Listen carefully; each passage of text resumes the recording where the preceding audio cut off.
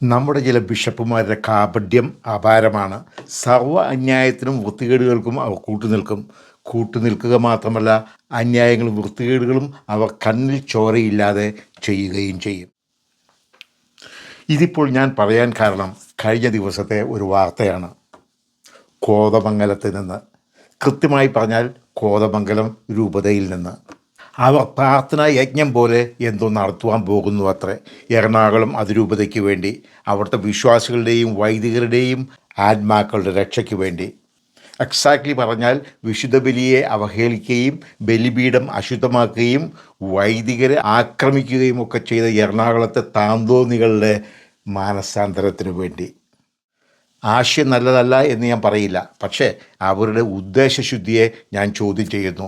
അവർ ഇതുകൊണ്ട് ഉദ്ദേശിക്കുന്നത് ഈ മേൽപ്പറഞ്ഞ കുറ്റങ്ങളെല്ലാം ചെയ്തത് എറണാകുളത്തെ വിശ്വാസികളും വൈദികരും ആണെന്നാക്കി തീർക്കുവാനാണ്. ആ അസംഷനിലാണ് അവരുടെ ഈ കപട കൂട്ടപ്രാർത്ഥനായജ്ഞം. അതായത് യഥാർത്ഥ കുറ്റവാളികളെ വെള്ളപൂശുക. ഞാനൊന്ന് ചോദിച്ചുകൊള്ളട്ടെ, എറണാകുളം ബസിലിക്ക പള്ളിയിൽ വിശുദ്ധ കുർബാന നടന്നുകൊണ്ടിരുന്നതിനിടയ്ക്ക് അതിക്രമിച്ച് കയറി ആഭാസ കുർബാന നടത്തുവാൻ ശ്രമിച്ചത് ആരാണ്? പൂതവേലി. എന്നിട്ട് അൽത്താരയിലേക്ക് ഇടിച്ചു കയറി ബലിപീഠം അശുദ്ധമാക്കുകയും വൈദികരെ മർദ്ദിക്കുകയും ചെയ്തത് ആരാണ്? സിനഡിൻ്റെ സ്വന്തം ഗുണ്ടാസംഘം MTNS. ഈ ഒരു മാസം മുമ്പ് പ്രസാദഗിരി പള്ളിയിൽ അസമയത്ത് അനധികൃതമായി ദിവ്യബലി അർപ്പിക്കുവാൻ ശ്രമിച്ചത് ആരാണ്? സഭാ നേതൃത്വത്തിൻ്റെ ഒത്താശയോടെ 82 വയസ്സുള്ള ഫാദർ ജോൺ തോട്ടുപുറം. അപ്പോൾ എറണാകുളം അങ്കമാലി അതിരൂപതയിൽ പ്രശ്നങ്ങൾ സൃഷ്ടിച്ചത് അവിടുത്തെ വിശ്വാസികളോ വൈദികരോ അല്ല, മറിച്ച് സീറോ മലബാർ സിനഡാണ്. അവരുടെ ആജ്ഞാനുവർത്തികളാണ്, അവരുടെ സ്വന്തം ഗുണ്ടകളാണ്.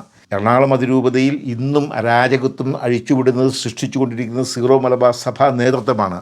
അവിടെ സർവ്വ ബഹളങ്ങളും ഉണ്ടാക്കുന്ന സഭാ നേതൃത്വത്തിൻ്റെ ഒത്താശയോടെ അവരുടെ ഗുണ്ടകളാണ്.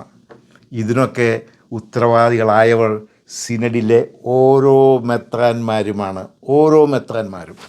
കോതമംഗലം മെത്രാന് അല്പം എന്തെങ്കിലും ഉളുപ്പ് വേണം. ചരിത്രം പ്രസംഗിക്കുവാൻ ഒട്ടും യോഗ്യനല്ല ഈ മെത്രാൻ. Charity begins at home. അദ്ദേഹം ആദ്യം പ്രാർത്ഥനായജ്ഞം നടത്തേണ്ടത് അദ്ദേഹത്തിൻ്റെ രൂപതയ്ക്ക് വേണ്ടിയാണ്, കോതമംഗലം രൂപതയ്ക്ക്. ആ രൂപതയുടെ നേതൃത്വത്തിന് വേണ്ടി തന്നെയാണ്, അവരുടെ മുൻ ബിഷപ്പിന് വേണ്ടിയാണ്, ജോസഫ് സാറിനെ കൈവെട്ടുവാൻ പ്രചോദനം നൽകിയ കോതമംഗലം രൂപതയിലെ വൈദികർക്ക് വേണ്ടിയാണ്, ജോസഫ് സാറിനെ വേട്ടയാടിയവർക്ക് വേണ്ടിയാണ്, അവസാനമായിട്ട് ജോസഫ് സാറിൻ്റെ പത്നി സലോമിയുടെ ആത്മഹത്യയ്ക്ക് ഉത്തരവാദിയായവർക്ക് വേണ്ടിയാണ്. അവരുടെ ശാപത്തിൻ്റെ ഇടുത്തി കോതമംഗലം രൂപതയുടെയും വിശ്വാസികളുടെയും അവരുടെ മക്കളുടെയും തലയിൽ വീഴാതിരിക്കുവാൻ വേണ്ടിയാണ്. ഇതിനൊക്കെ വേണ്ടിയാണ്, ഈ മേൽ പറഞ്ഞതിനൊക്കെ വേണ്ടിയാണ് അവർ പ്രാർത്ഥനായജ്ഞം നടത്തേണ്ടത്. ആദ്യം തന്നെ നിങ്ങൾ എൻ്റെ പിഴ, എൻ്റെ വലിയ പിഴ എന്ന് പറഞ്ഞ് കർത്താവിനോട് പ്രാർത്ഥിച്ച് പശ്ചാത്തപിക്കുക. ചുരുക്കി പറഞ്ഞാൽ കോതമംഗലം രൂപതയുടെ പ്രാർത്ഥനായജ്ഞം എറണാകുളം അങ്കമാലി അതിരൂപതയ്ക്ക് തൽക്കാലം ആവശ്യമില്ല. Thank you very much.